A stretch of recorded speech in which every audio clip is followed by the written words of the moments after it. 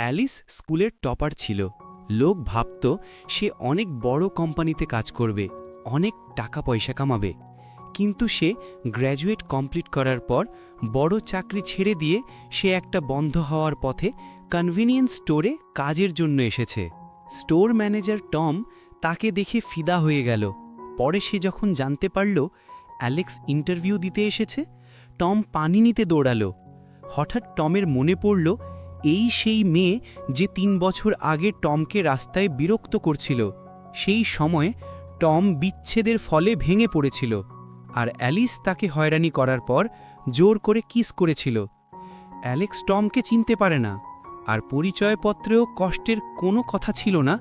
তাই টম ঠিক করল সে তাকে চাকরিটা দিবে না। সে অজুহাত দিচ্ছিল, এটা বিপজ্জনক জায়গা, এইখানে মেয়ে মানুষ কাজ করতে পারবে না। কিন্তু অ্যালিস মজা করে আত্মবিশ্বাসী উত্তর দিচ্ছিল। সে টমকে হার্বাল চা দিল, কিন্তু টমের সন্দেহ হলো। সে ভাবল চায়ের মধ্যে কিছু মেশানো আছে। অ্যালিস তাকিয়ে বলল, আমি দেখেছি, এখন আমি ওয়াশরুমে যাচ্ছি। টমও চা খেল। সারা রাত জেগে থাকার কারণে টম ঘুমিয়ে গেল। তারপর সে ঘুম থেকে উঠে দেখল দোকানে কাস্টমারে ভরে আছে। কাস্টমার নুডলস খাচ্ছে, আর অ্যালিস একা দোকান সামলাচ্ছিল। টম কিছু বুঝে ওঠার আগেই অ্যালিস বলল, আমি কাল থেকে যোগ দিচ্ছি। টম বলল, আরও ইন্টারভিউ আছে। তখন অ্যালেক্সের চোখে জল এসে গেল। পরের দিন টম ক্যাশের সমস্ত কিছু অ্যালিসকে বোঝাতে লাগল।